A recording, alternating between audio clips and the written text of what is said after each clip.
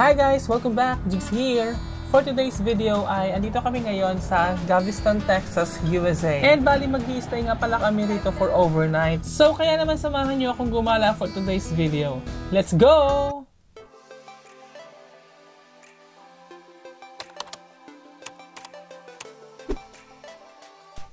Actually, first time ko ngayon dito sa Galveston, Texas, kaya naman wala akong idea kung saan kami pupunta. Ang balak lang namin today ay kumain at bumili ng souvenirs. Oo, parang mga grill, no? Sana, yung mga barbecue style. I have no idea where that Also, we have to sit. Okay, thank you. Hi, are you from the ship? Yes, we're lost. You're lost, so you're... Where are you going? We're supposed to go to something like a market. It says in the map. Is it? We haven't seen Any one. place that's nice. Where's the market? No, we have just seen it in the map. Market there. Oh, yeah. Is that a market? It's just a market street. What, that brownie colour? Is that a market? I think so. Enjoy. Thank you. Wala, hindi rin nila alam. Naliligaw din pala sila. Market. Saan tayo pupunta? So, iniwan na namin yung aming ibang mga kasama kasi balak pa namin mag-ikot-ikot dahil nga first time namin dito sa Galveston, Texas.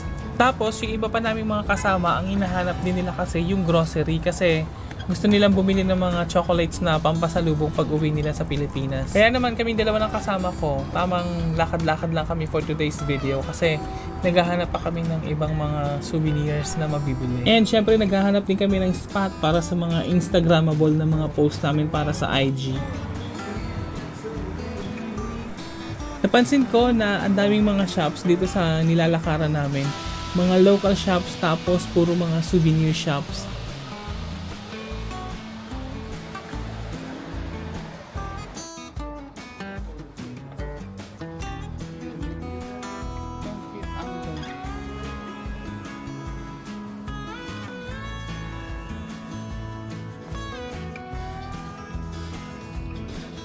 Ha? Ano yun? Yung vape shop?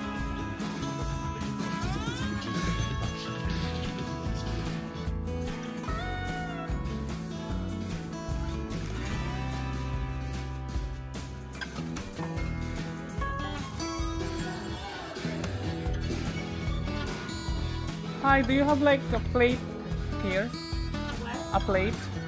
Plate? Yeah. You don't have the plate? No. The plate, like a car plate. License plate. Yes, license Sold plate. out. Ah, We cool. only have the little ones with the names right now, but I have the big ones. They're all sold out. They're also out. Get more for the cheap. Okay. Thank you. Wala na pala na sold out na. Yung license plate. Etong kasama kong si Uncle, tinamad na, kaya naman bumalik na siya ng barko and inutusan na lang niya ako bumili ng souvenir niya na fridge magnet.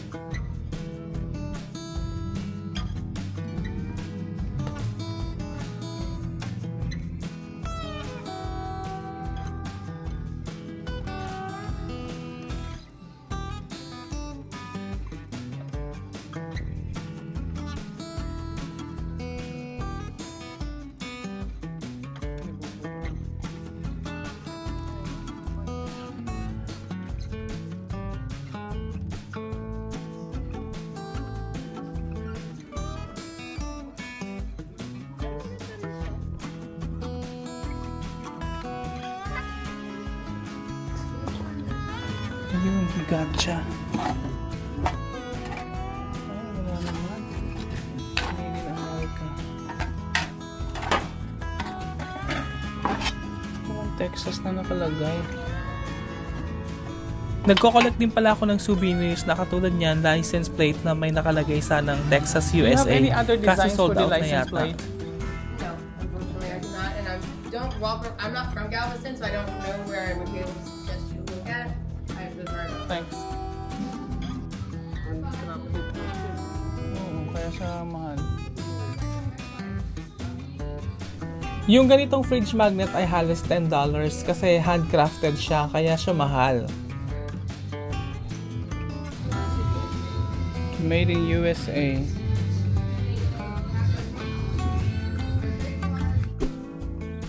So, bibilhin ko na to para kay Uncle kasi inutusan niya ako. Pero ako hindi ako na-satisfied. Kaya, maghahanap pa rin ako ng ibang stores para makakita ako ng iba pang designs ng mga fridge magnets. Thank you guys so much for stopping in. You have a lovely day. Ayan. Just a magnet? Yes, please. Perfect. Let me see this first. Oh, all right. Do you want a baggie? Just, Just a bag? yeah. Want a receipt? Yes, please. 9, 10, 15. Oh. So $9.19 is your change. Are you recording? Because America? Can I be in your video? Yeah, sure. Hi. I hope you're having a good time. Thank you. Thank you. Here's your change. You have a fantastic day, my guys. Thank Enjoy you. the rest of your Yeah. trip. You too. Thank you. Hello guys! Second day nga namin ngayon dito sa Galveston, Texas. And wala pa rin akong nabibiling souvenirs para sa akin. So, sinearch ko sa Google yung Starbucks kasi bibili ako ng Starbucks mug na may nakalagay na Texas, USA.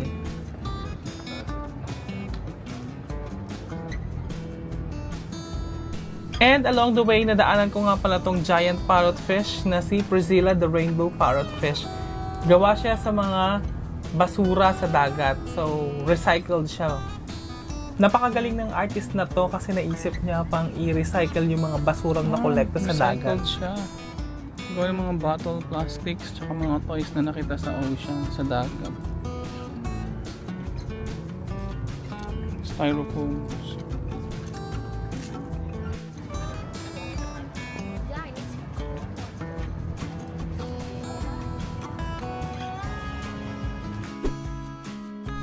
And finally, nakita ko na rin yung Starbucks kasi nga, bibili ako ng souvenirs na Starbucks mug. Nagko-collect din kasi ako noon.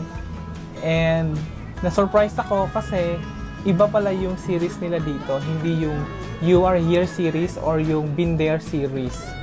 Do you have mug? Starbucks mug? So, eto na yun, no? Ayan, iba na yung design niya. Hindi na siya You Are Here and Been There series. Pero maganda pa rin siya. And sabi ng mga kasama ko, malapit daw dito sa Starbucks, meron ditong parang Filipino store na nagtitinda rin ng mga souvenirs. Tapos meron silang mga siopaw at kung ano-ano pang mga Filipino foods. Kaya after ko dito sa Starbucks, dediretso ako dun para bumili ng souvenirs.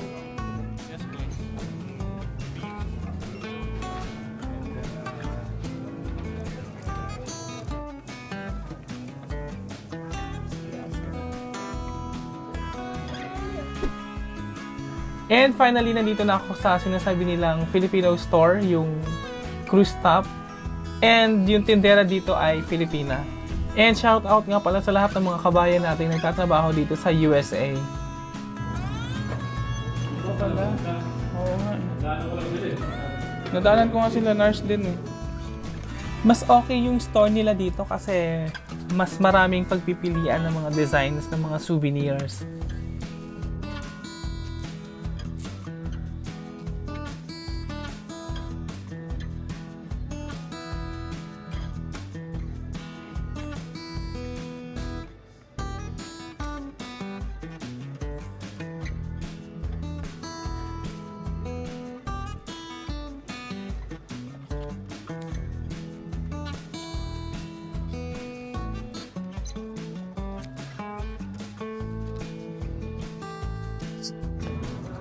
Do you have like siopaw? Yeah. Ano? Pork or chicken? Chicken? Chicken? Okay. Hindi dito or dadalhin mo yung frozen? Yes po. Okay. No, dadalhin mo frozen or are you gonna heat it up here? Pwede. Dito na lang kakainin. Yeah. Pero iti-take out ko na lang din po para makain. Yeah, no problem. So chicken, right? Apo. Magkano po yung isa? Can I have ano po? Ilan? Mga 6. Lahat chicken? Apo. Ano po yung isa, ma'am? Pork.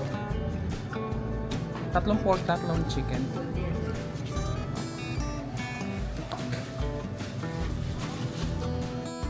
Ano po? Yes po. I'm also looking for... So finally, may nakita na akong souvenir na car plate. Nakalagay Texas, Houston. I love Texas.